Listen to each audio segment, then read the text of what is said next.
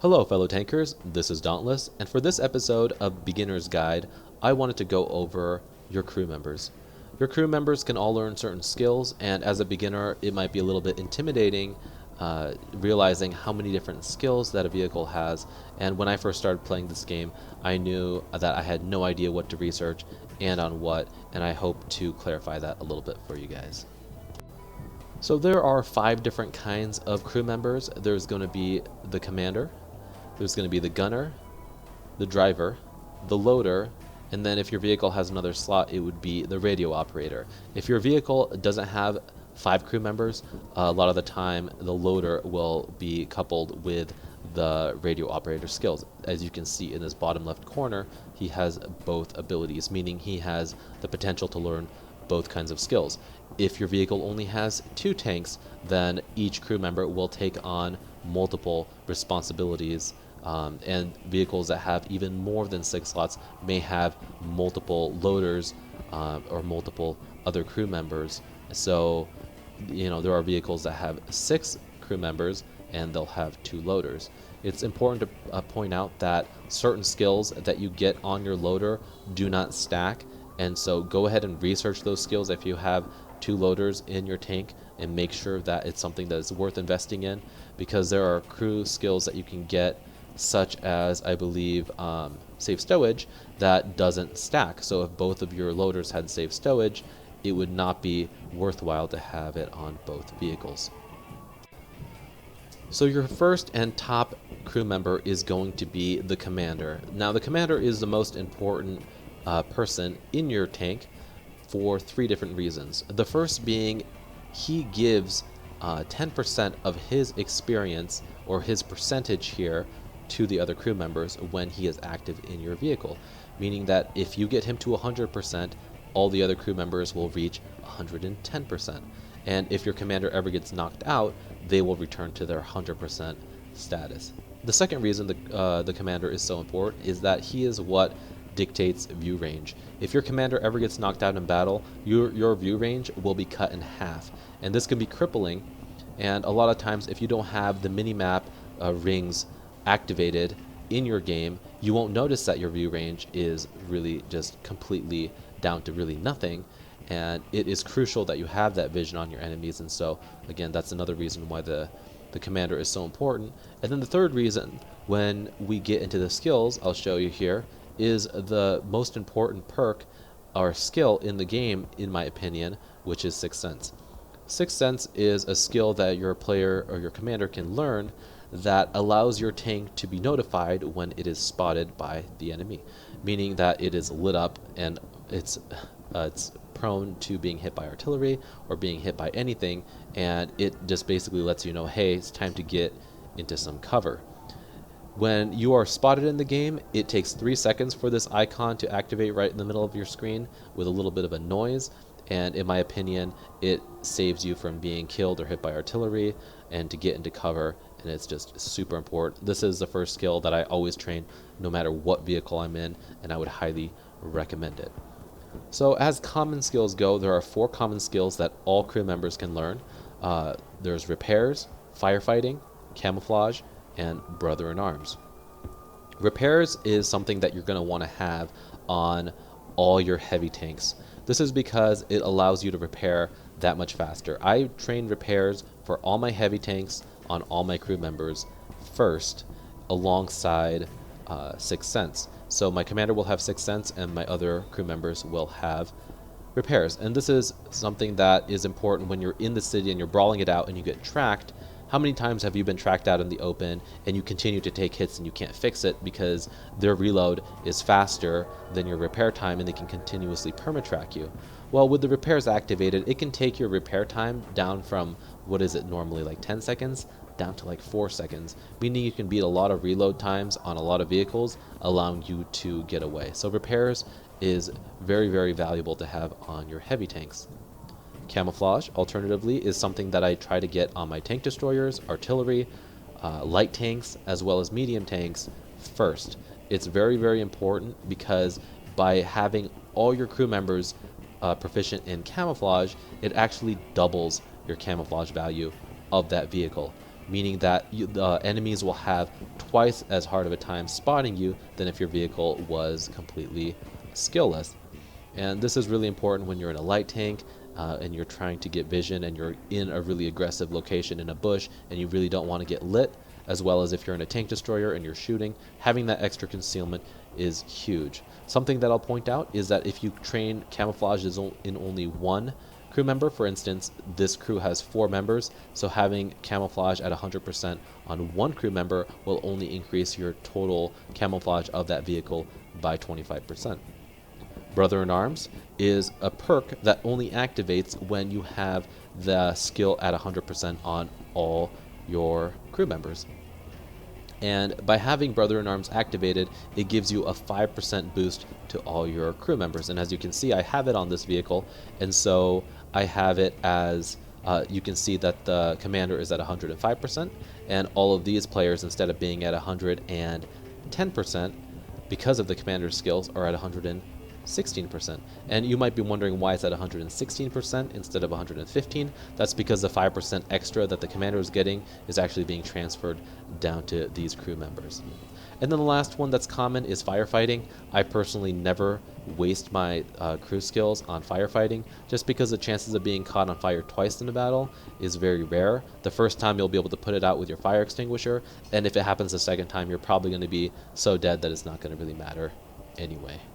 Brother in Arms is something I usually end up training for my 3rd skill in most of my vehicles, as you can see, and this is because there are so many important skills that I need to have in my 1st and 2nd slot that I'll talk to you about soon, that it kind of falls into the 3rd slot. When you get into the 4th or 5th slot, it takes so long to get those crew skills that I find that it's almost impossible to get that Brother in Arms benefit by the time you get to like your 5th skill. And that's why I prioritize it as the 3rd skill that I get on all my crew members, because I get the essential ones out of the way and it's something I can afford to tinker around with. So we'll get into some unique skills here. Now the commander has 5 unique skills. He has Sixth Sense, Recon, Mentor, Jack of all trades, and Eagle Eye. All of these are actually quite useful, but only 2 of them, in my opinion, are really critical to have. The first one I talked about already is Sixth Sense. It is super important that you have Sixth Sense on all your vehicles because it will just increase your survivability and also awareness of what's going on by that much. So I definitely would say get Sixth Sense. Recon is also another important skill that the commander gets. It will increase your view range, I believe, by 2.5%.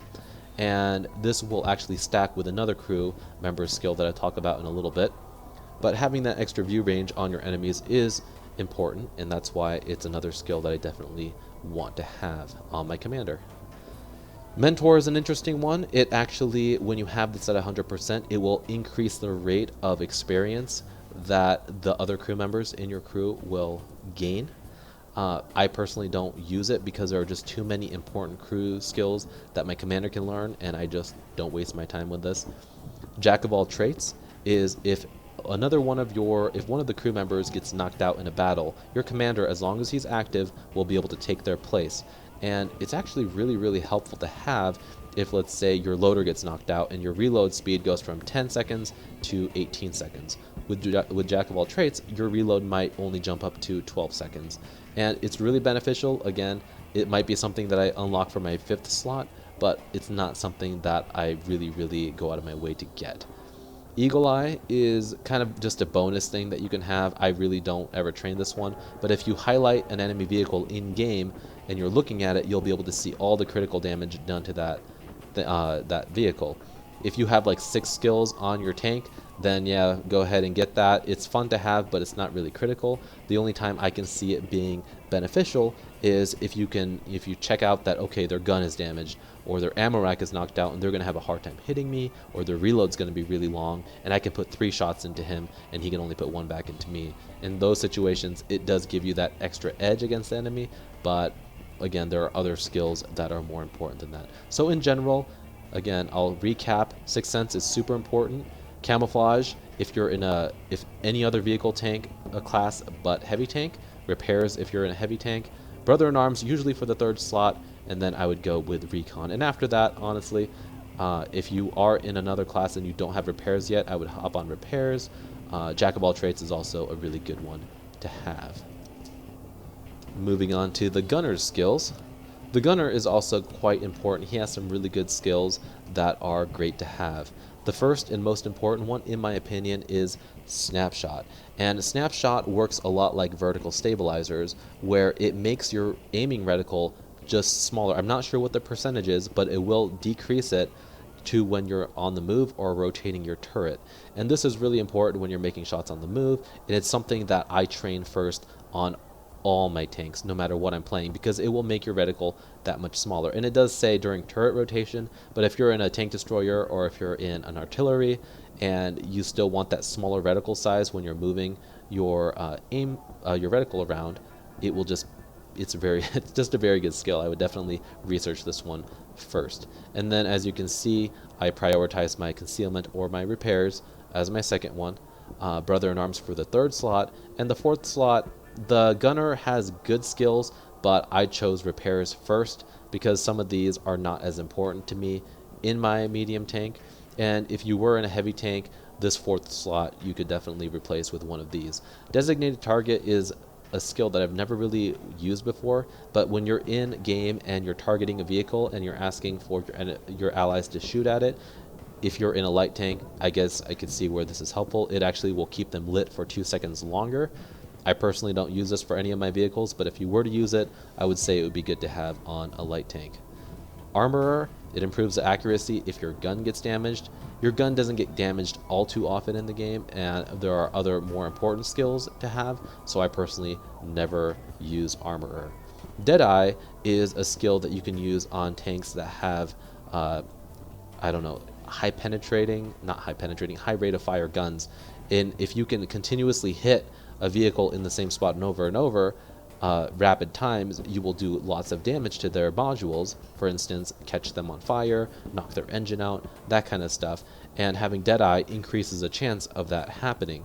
And this is actually quite a beneficial one if you have it on a light tank or tank destroyer, for instance. You can just wreak more havoc when your rounds go in, as well as having it on artillery, because if you've ever been hit by artillery before, which I'm sure you have, you'll notice that they do a lot of damage to you when they hit you. Well, if you have this activated on your artillery, you'll do just, that much more damage when you hit them. The next crew member is going to be the driver, and the driver also has some great skills. The first skill that I always try to get is Smooth Ride, and this actually increases your accuracy. So a lot like the other skills that you saw in the gunner that improves reticle size, Smooth Ride will also increase or decrease your reticle size when you're driving. And this is really nice to have because it'll just keep your reticle that much smaller. As you can see, camouflage again, repairs if you're in a heavy tank, brother in arms, and then for the last slot, it kind of just depends on what vehicle you're in. If you're in a heavy tank and you want to do some ramming, maybe controlled impact would be good for you, which actually decreases the amount of damage you take during a ram. Preventative maintenance reduces the chance of your tank being caught on fire, and some vehicles, like Chinese vehicles, are actually quite prone to being caught on fire. But again, like firefighting, to me it's not really important to have, just because the driver does get a lot of good skills, and it's kind of a waste to use it on this when you could easily use a fire extinguisher to reduce that chance of fire as well as put it out.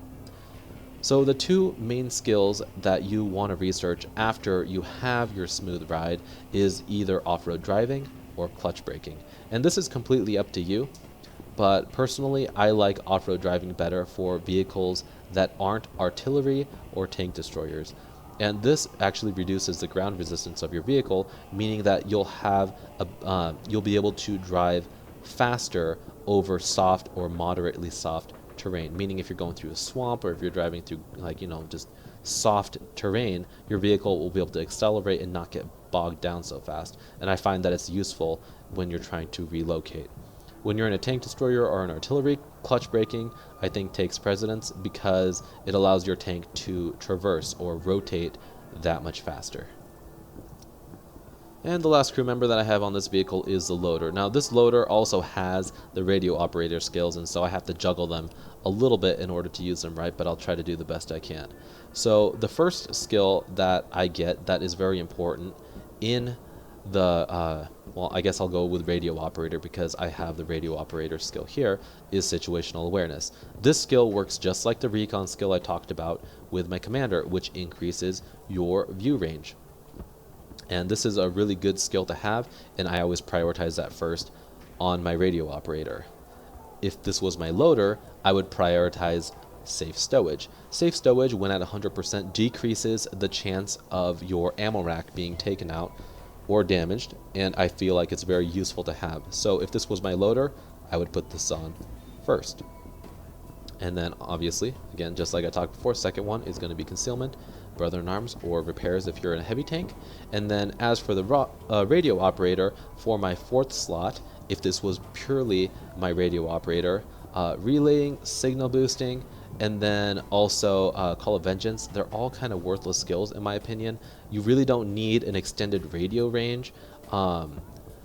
Yeah, relaying kind of does the same thing. It increases allied communications.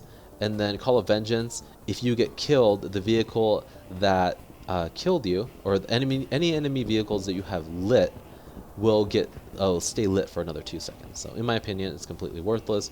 I would avoid all three of these. There are other skills that you can get. And if this was my radio operator, I would definitely go with the repairs next. And if you really have to pick one, I guess Call of Vengeance would be okay. But honestly, I would maybe even go with firefighting above it. And then last but not least, the loader. So again, safe stowage is the most important skill that you can get on the loader.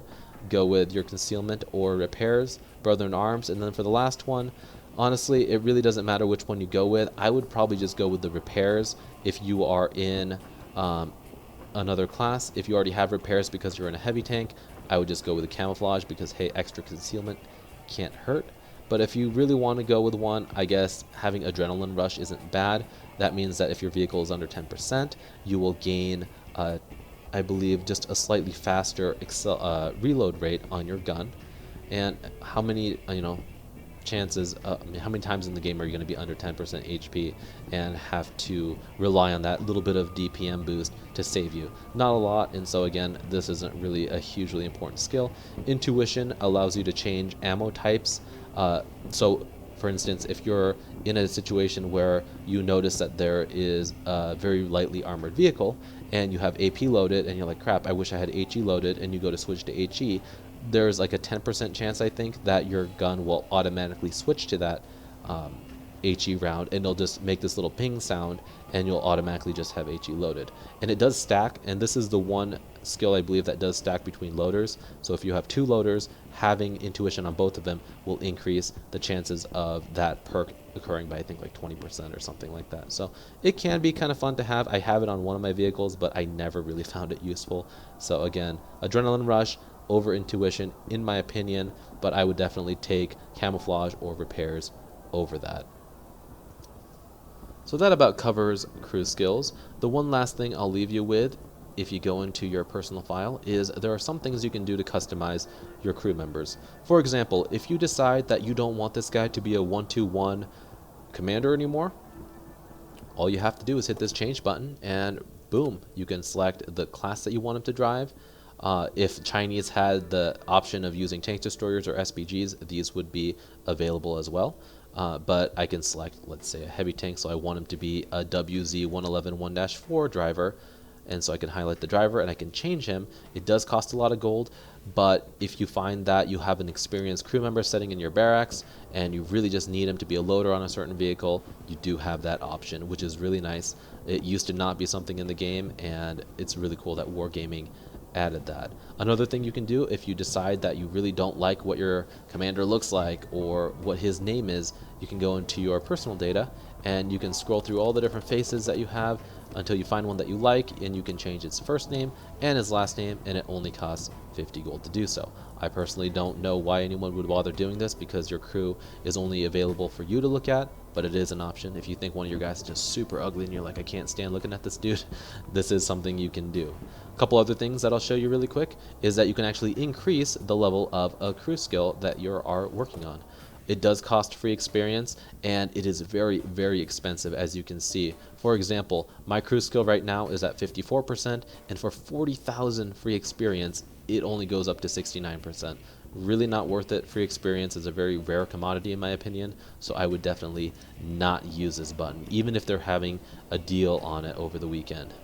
And then last, the reset button. This will allow you to reset your skills and perks if you decide you don't like them for some reason. For free, you can get them up to 80% of what you've earned so far, so you do lose a little bit, but you can retrain that quite quickly.